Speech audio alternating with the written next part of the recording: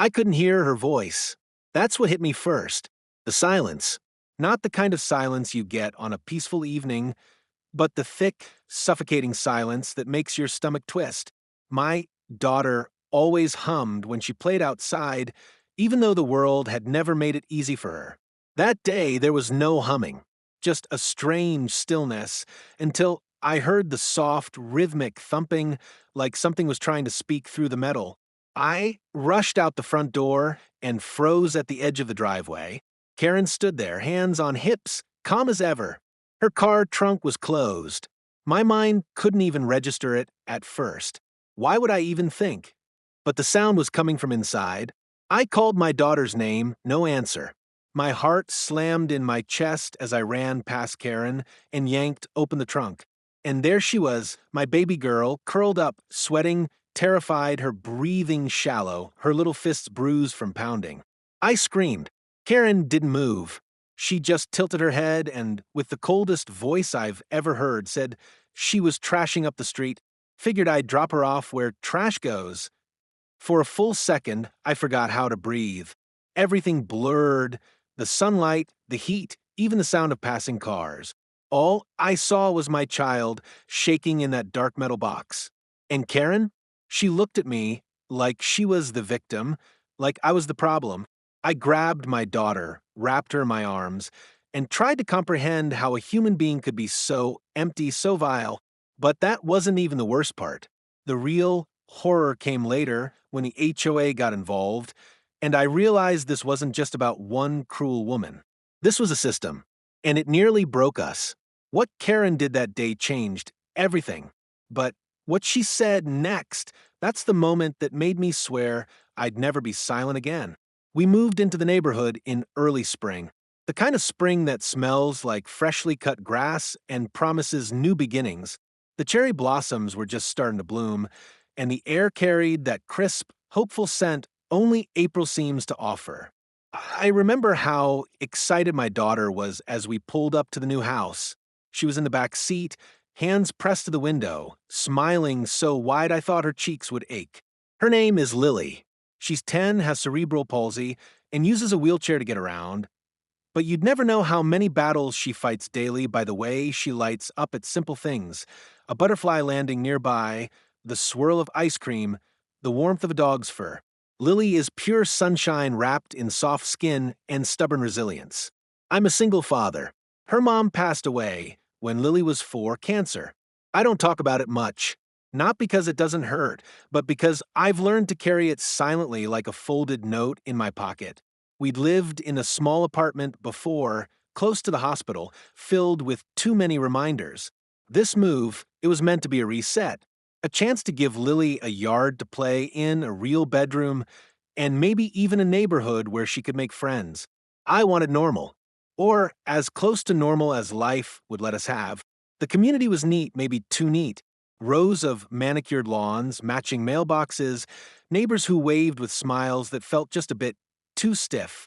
There were HOA newsletters left on every doorstep, community rules framed in gold at the entrance gate, and an eerie sense of order that made you afraid to sneeze in the wrong direction. Still, I tried to believe it was a good thing. Structure, safety, cleanliness. Isn't that what every parent wants for their child? Lily loved the place instantly. On our first evening, I wheeled her to the park just 2 blocks down. She giggled every time a bird swooped overhead. A little boy offered her a flower, and she blushed, hiding her face in her hands. For a moment, I thought this could work. Maybe we finally found a place that didn't just accommodate Lily's needs, but embraced them. Then we met Karen. We didn't know her name at first. She lived 3 doors down in a pristine white house with an American flag flying perfectly centered on the porch. Everything about her screamed perfection. The symmetry of her rose bushes, the way she parked her car exactly within the lines, the tone she used when addressing anyone who didn't fit her mold.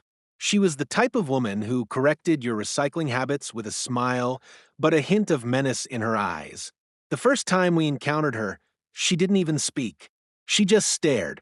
Lily and I were unloading boxes from our car when I saw her, standing on her porch, arms folded, her eyes locked on the wheelchair, as if it were an eyesore, some violation of her carefully curated landscape. I offered a polite wave. She didn't wave back. At first, I brushed it off. Maybe she was just having a bad day. Maybe she wasn't good with strangers. I didn't want to assume the worst. But then came the notes. Folded pieces of paper left under our doormat. Please remove the ramp from the front porch. It ruins the aesthetic of the street. Or, HOA encourages conformity. Your garden decorations are non-compliant. Garden decorations, she meant Lily's solar-powered ladybugs. We hadn't even been there 2 weeks. The HOA meeting started to feel like walking into court. Every tiny thing about our home was suddenly under review. Our ramp, though built to code, was flagged for height inconsistencies. Our trash bins were visible for more than 10 minutes post-collection. A neighbor knocked one day and nervously handed me a printout of a forum post. Karen had been posting about us on the HOA group, calling our home visually disruptive and suggesting we be monitored for neighborhood compliance. That word again, compliance, as if living with a disabled child was somehow a violation of suburbia. Lily didn't notice at first. She was too busy falling in love with the big oak tree in our backyard. She named it Nora and insisted it whispered secrets to her when the wind blew. She'd spend hours beneath it, reading aloud or drawing with colored chalk on the driveway. But even she started to sense something wasn't right. Once, while drawing, Karen walked by and muttered, "Some people bring down the property value, no matter how hard you try." Lily asked me what she meant. I told her nothing. But I could see the hurt flash across her face, brief and quiet. I tried to reason. I emailed the HOA with explanations, even offered to repaint the ramp to match the neighborhood color scheme. I attended meetings, presented medical documents, tried to show them we weren't a problem. We were a family just trying to live. Some neighbors were kind. A couple even brought over cookies or stopped by for small talk. But others, they watched silently, like they didn't want to pick sides. And silence in situations like this feels a lot like betrayal. One evening, Lily came inside in tears. She said Karen had walked up to her while I was inside cooking and asked why she didn't just stay in the backyard where no one has to see her. I went straight to Karen's house, fists clenched, ready to demand an apology. But she wasn't home. And the next morning, we found another note. This one typed, "Children like her should be seen less. Heard never. For the sake of community peace." That's when the fear started creeping in. I began checking locks twice.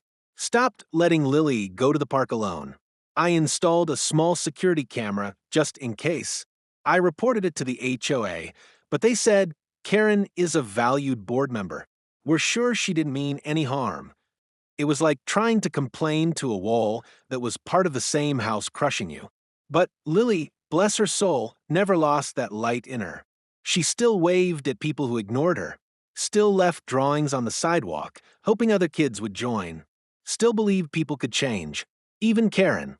I wish I could tell you that's where the story ended, that a talk or a kind gesture fixed everything, but if anything, that was just the beginning. Because Karen, she wasn't done. Not by a long shot. And what she did next would change our lives forever.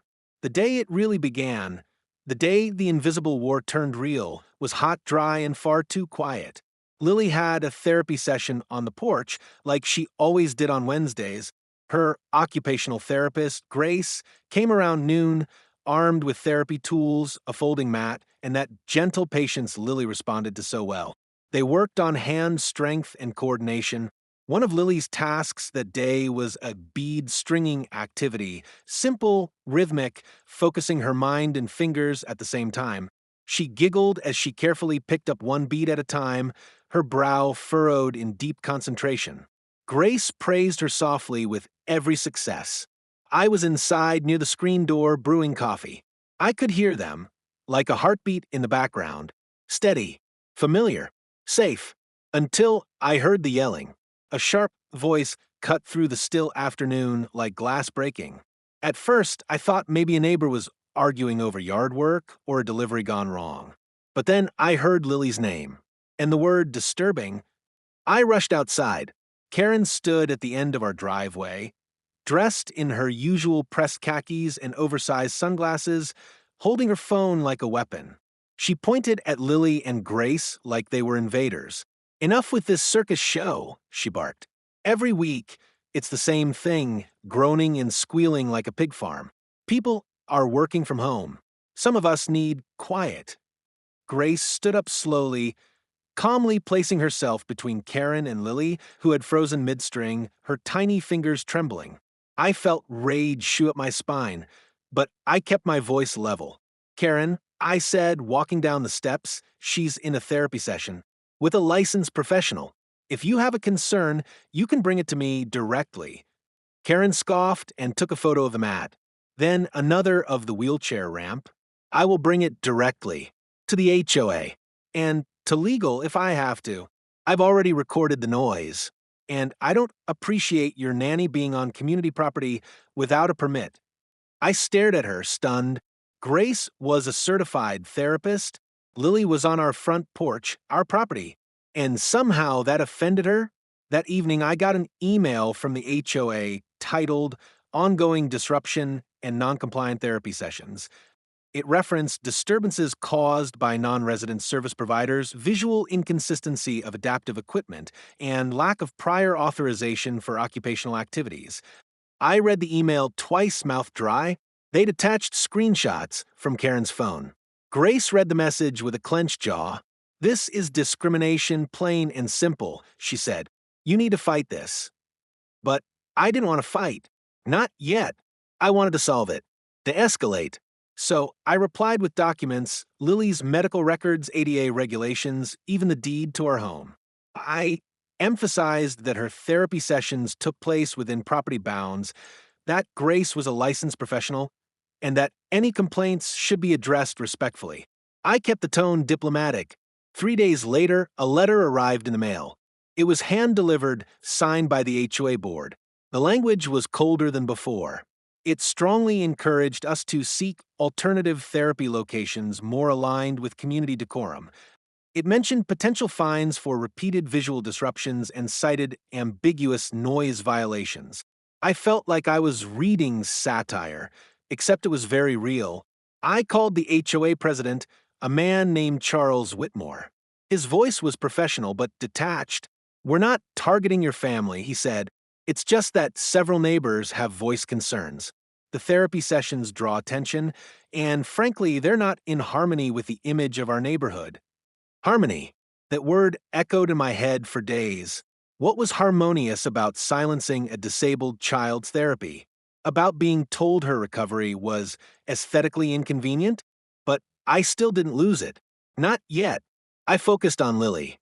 She'd started to withdraw, hesitating before going outside. She asked me one night, "Daddy, is it bad when I laugh too loud?" That question broke something in me. I told her no, never. That her laughter was the best sound in the world. That week, I tried keeping her therapy indoors. Grace adjusted, but Lily's progress slowed. She was fidgety, distracted. Her favorite tree, Nora, sat untouched. She wouldn't even look out the window anymore. Karen, meanwhile, escalated. She started leaving passive-aggressive notes, not just at our door, but under our windshield wipers. HOA, reminder, no unsightly installations. One read, referring to the grab rail we installed near the steps. Another said, "Your child left chalk drawings again. Public surfaces are not your art gallery." Chalk, from a 10-year-old. One morning, I caught her standing in front of our house with a tape measure, measuring the length of our ramp. "Can I help you with something?" I asked. She didn't flinch, just checking compliance. "Hope you have your documentation in order." I called Charles again, told him Karen was harassing us. His answer? "We can't interfere in neighbor disputes unless there's violence." So I installed a camera. Just one. A discreet ring cam near the door. And that's when the truth started to reveal itself. In the footage, I saw Karen stopping by our front door while we were away and photographing our plants, our mailbox, Lily's toys. Once, she kicked one of the solar ladybugs. Another time, she picked up a chalk drawing and crushed it in her hand. I compiled the footage, emailed it to the HOA, titled it Harassment Documentation Urgent. No reply, not even an acknowledgement. 2 days later, a citation arrived. $75. Unauthorized surveillance, equipment visible from street. The Ring camera. That night I broke. I sat in the dark watching Lily sleep, and I cried. The kind of cry you don't plan. The kind that grabs you by the chest and doesn't let go. I felt helpless. I was watching my daughter's world shrink because one woman decided she didn't belong, and the system stood by her side. I started documenting everything, every note, every photo, every violation. I backed up footage, recorded HOA calls, took screen captures of online posts. I began building a case, not for revenge, but for survival. Then came the final spark, the first act of true cruelty. Lily was in the yard, just her and me. I was working on the flower beds, she was sketching with her new chalks, drawing stars and stick figures with smiling faces. She'd just drawn one that she said was me, you, and Nora the tree when Karen walked by. She didn't say a word, just bent down, picked up the chalk bucket, and dumped it into a trash bag. Lily gasped, "Those are mine." Karen said, cold as ice, "Sidewalk chalk is vandalism. I'm cleaning it up." I sprinted over. "That's enough. You do not have the right to take her things." Karen didn't blink. "I have the responsibility to maintain community standards. If you don't like it, take it up with the board." I took Lily inside, heart pounding, her sobs muffled against my chest. That night, I filed a formal police report, not just about the theft, but the harassment, the recordings, the verbal assaults. The officer was sympathetic, but explained that without direct physical harm, it would be hard to prosecute. Karen knew that. She knew exactly where the line was, and how to dance on it without getting burned. But lines shift, and Karen was about to step far over one. The next morning, Lily went missing for exactly 9 minutes. 9 minutes of pure terror. 9 minutes of me sprinting around the yard, calling her name. 9 minutes of checking the street, the back gate, the garage. Then I heard it thumping. From the front. From a trunk. But that's part of the next chapter. The chapter where everything changed. And where Karen finally showed the monster behind her manicured smile. I used to think harassment had limits. That even if someone hated you, even if they found your presence disruptive to their perfect little world, there were still boundaries they wouldn't cross. A shared humanity, a shred of decency, especially when it came to a child, especially one who'd already endured more than her fair share of life's cruelty. I was wrong, because Karen didn't stop. She escalated. It started with the ramp. Again, we had just finished repainting it beige per the HOA's latest aesthetic preference guidelines when I noticed something strange. The screws holding the base looked tampered with. At first, I blamed the weather. Maybe rust. Maybe poor installation. I tightened them, reinforced the bolts, thought nothing more of it. Until the day Lily nearly fell. Grace was helping her down the ramp when the front left corner dipped. Not collapsed, but wobbled just enough to make Lily jolt and cry out in panic. Grace caught her in time, but I saw it. That corner had been loosened. On purpose. We checked the security footage, nothing directly caught, but someone had moved close to the side of the porch the night before. A shadow. The outline of a woman. The timestamp was 1:43 a.m. I sent it to the HOA. Again. This time I got a call from Charles. His voice was firmer now. Colder. "You're making a lot of accusations, Mr. Thomas. It may be time for you to consider whether this community is the right fit for your situation." My daughter almost got injured because someone tampered with our ramp. I snapped. He paused, then sighed. "Look, Karen is a respected member of our board. Perhaps your presence has caused misunderstandings. We're just asking you to work with us." Work with them? After months of notes, fines, threats, and now sabotage? That same week, I received 2 new citations. One for excessive lawn clutter, Lily's chalk bucket, and a folding chair, another for unlicensed medical activity, her weekly therapy session, and then came the bombshell. Final warning before eviction proceedings, noncompliance, and community disruption. I stared at the letter for minutes. My eyes stuck on one line. Due to repeated violations and failure to maintain community standards, The HOA board reserves the right to petition for eviction on grounds of nonconformity. I read it aloud to myself, then read it again to Grace over the phone. She was silent at first, then said, "This isn't just harassment anymore. It's systemic, coordinated." We contacted a lawyer. He read everything, every email, every note, every citation, and said the words I was dreading. They're trying to build a legal paper trail to justify forcing you out. It's discriminatory, yes, but very carefully cloaked in policy language. I felt sick. Lily had started drawing darker things. Sad faces. A wheelchair alone under a storm cloud. One drawing showed a woman with big sunglasses standing over her, arms crossed. One night, I found her outside, whispering to the tree. Her drawings were scattered on the grass. She looked up and said, "Nora says we might have to leave soon." That tree had become her only friend. The idea of uprooting her again, after everything, we couldn't let that happen. Not without a fight. But even the neighbors had changed. The couple across the street used a smile, bring baked bread. Now they barely nodded. One woman who used to chat with Lily at the mailbox suddenly turned and walked the other way. I could feel the isolation setting in like fog. Karen hadn't just turned the board against us, she was turning the entire neighborhood. I knew what she was doing. Smear campaign. Subtle but effective. It was working. Still, I didn't expect her next move. One afternoon, I had to run inside for a phone call. Grace had just left, and Lily was sitting under the tree, sketching with her chalks again. I was gone 9 minutes. When I came out, she was gone. At first, I thought she might have rolled to the other side of the yard, or gone inside and I hadn't noticed. I searched the back, called her name.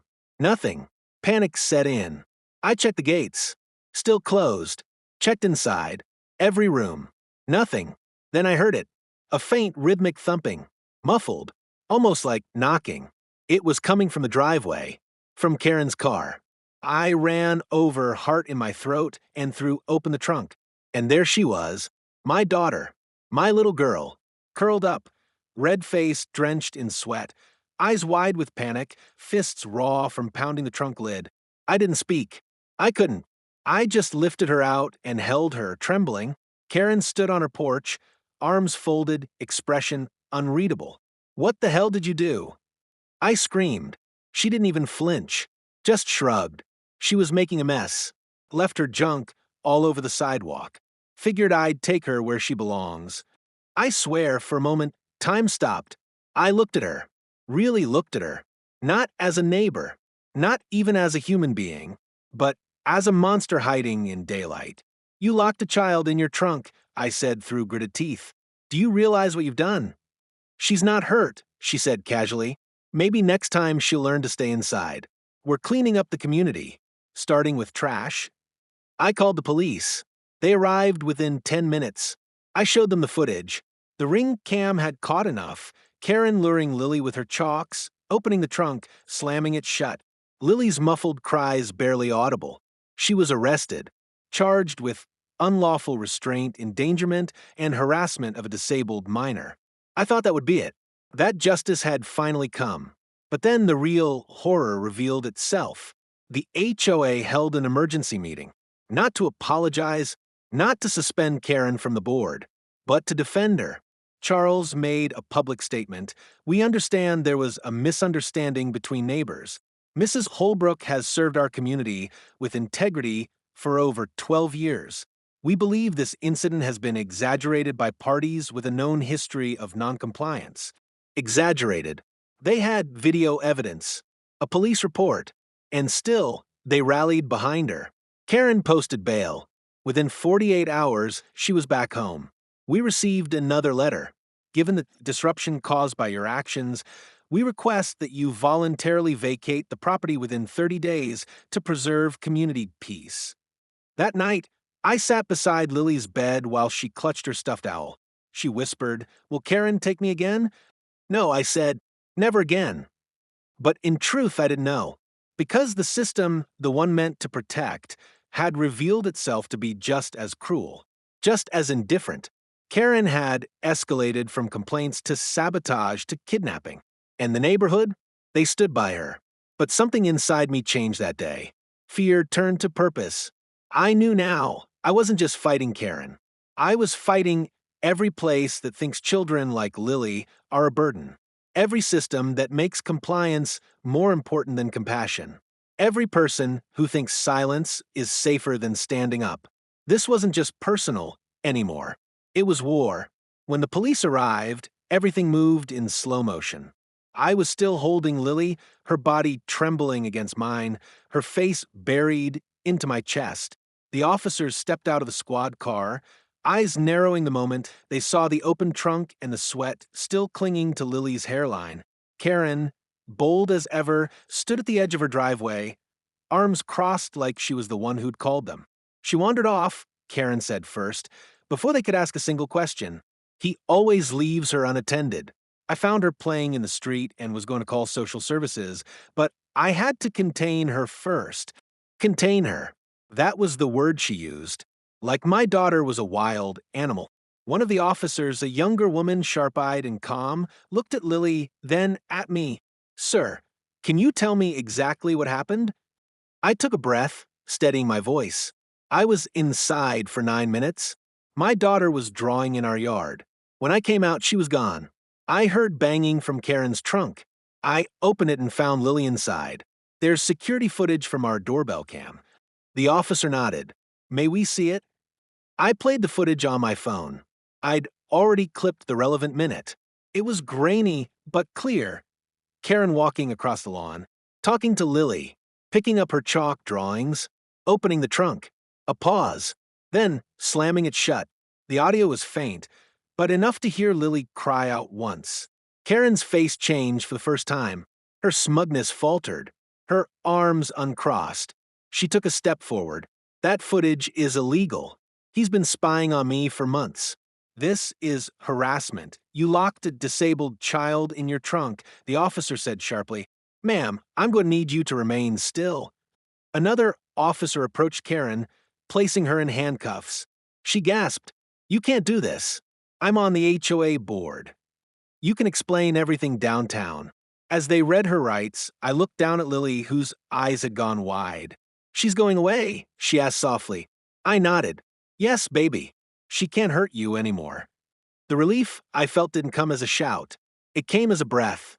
A long, shuddering breath that had been trapped in my lungs for weeks. For months. But it didn't end there. Within hours, the footage made its way to the local news. HOA board member arrested for locking disabled child in trunk. It hit social media like wildfire. Tweets, Instagram posts, hashtags. People outraged, not just at Karen, but at the system that enabled her. Neighbors who had stayed silent started knocking on our door. One man, a veteran, came with tears in his eyes. "I'm sorry I didn't say anything sooner. We all knew something was wrong. We just didn't want to get involved." Grace came by with balloons and a giant coloring book. "You're a warrior," she told Lily, kissing her forehead. "You never stop being brave." That night, I sat down with Charles Whitmore, HOA president. Not by choice, he requested the meeting. He looked rattled, older than before, tired. "This was never supposed to happen," he said quietly. "Karen told us things about you that I shouldn't have believed." "Then why did you?" I asked. Why was it so easy to see us as the problem? He didn't have an answer. But 3 days later, Karen was officially removed from the HOA board. The citations against us were dropped. A public apology was issued, though it felt more like PR cleanup than true remorse. We didn't stay. Even after justice, the neighborhood felt poisoned. The place we came to for peace had become a battlefield. But we left with our heads high. And Lily? She flourished. In our new home, she went back to laughing freely, back to playing with chalk in the driveway, under a tree we planted ourselves and named Nora too. She even made friends at her new school, kids who didn't care about ramps or therapy sessions or HOA guidelines. Just kindness. I still think about that day, about the trunk, the silence, the thumping. But I also remember the moment after. The moment my daughter looked up at me from my arms, wiped her tears, and whispered, "You found me." "Yes, baby, I found you. And I'll never stop fighting for you again." We didn't stay much longer after the arrest. Even though Karen was in custody and the community issued a generic public apology, something in the atmosphere had changed, and not for the better. Yes, a few neighbors came around, offered sympathy, cookies, even tears, but most didn't say a word. Some avoided eye contact altogether, as if our presence reminded them of their own silence. And silence speaks loudest when it follows cruelty. I had already made up my mind. This wasn't a home anymore. It was just walls and fences soaked in fear, surveillance, and buried resentment. Lily deserved better. So we moved. I found a modest one-story house on the edge of town. No HOA, no neighborhood committees, just open space, a backyard with soft grass, and a towering oak tree that Lily immediately named Nora too, because in her words, Nora, I is brave, but she needs rest now. The day we unpacked, Lily drew a huge chalk mural in the driveway. A sun with a smile, 3 stick figures, me, her, and the tree. And beneath it she wrote, "Home is where people let you be kind." That was her first smile in weeks. In the months that followed, she made progress like never before. Her therapists even called it a breakthrough. Her motor coordination improved. Her speech became more confident. She started singing again. I don't think the move fixed her. I think it freed her from fear, from surveillance, from the constant weight of being unwelcome. As for Karen, she was charged and later convicted of child endangerment, unlawful restraint, and harassment of a disabled minor. Her attorneys tried to spin it into a mental breakdown, stress-induced lapse in judgment, but the jury didn't buy it. The footage was too damning. Her words too cold. She served time. Not enough, in my opinion, but enough to make a statement. The HOA, facing backlash from national disability advocacy groups and public outcry, dissolved its existing board. New elections were held. Charles Whitmore quietly stepped down, citing stress and family obligations. Last I heard, the entire community was under audit for potential civil rights violations. People began talking. Other families came forward. Turns out, we weren't the first Karen had targeted. We were just the ones who made it visible. I've often wondered what would have happened if I hadn't installed that camera. If Lily hadn't been able to knock. If I'd taken 1 minute longer to notice she was gone. That thought haunts me. But I don't live in fear anymore. I live in purpose. And now I speak out. I've started sharing our story not to relive the pain, but to remind others. Silence helps the powerful stay comfortable. And sometimes those in power wear smiles and carry clipboards, not weapons. This wasn't just about a woman who hated a ramp or a child with chalk. This was about a culture that favors conformity over compassion, rules over rights, image over humanity. And Lily? She's thriving. She still talks to Nora, too. Still draws. Still believes in kindness. And that's the part of the story I'll never let Karen take. Because hate is loud, yes, but so is love when you refuse to stay quiet. It took me a long time to understand what really happened to us. It wasn't just Karen. It wasn't just an angry neighbor with too much time and too little empathy. It was a mindset, one that thrives in gated communities, on HOA boards behind manicured lawns and well-worded bylaws. A mindset that confuses order with goodness, silence with peace, and difference with disorder. What happened to my daughter wasn't just a personal violation, it was a reflection of what happens when we let cruelty wrap itself in policy. When we let systems built for community standards strip people of dignity in the name of conformity. Karen acted, but the system allowed it, encouraged it, protected her, until it couldn't anymore. This story isn't just about a disabled child in a wheelchair or a ramp that ruined the aesthetic. It's about every child who's ever been stared at for being different. Every family who's ever been told to tone it down. Every kind person who kept quiet because they didn't want to be next. And it's about what happens when someone finally says, "Enough." If I learned anything from that chapter of our lives, it's this. Kindness isn't quiet. Compassion doesn't whisper. And justice doesn't happen by itself. You have to fight for it, not with fists or rage, but with truth, with courage, and with the refusal to disappear. Lily taught me that every day she showed up to a world that tried to make her invisible. Every time she smiled, drew, dreamed, despite the shadows trying to pull her down. She never stopped being who she was, even when others made her pay for it. That's the lesson. Stand up, speak up, protect your own. And when they tell you to lower your voice, draw smaller, hide the things that make you human, draw bigger. Speak louder. And know this, your story matters, even if it makes others uncomfortable. Especially then. If this story made your heart race, if it made you angry or sad, or just opened your eyes to how far some people will go to protect their illusion of control, you're not alone. Thousands of families around the world are dealing with HOA abuse, discrimination, and quiet suffering, just like we did. And their stories? They deserve to be heard. That's why I created this channel.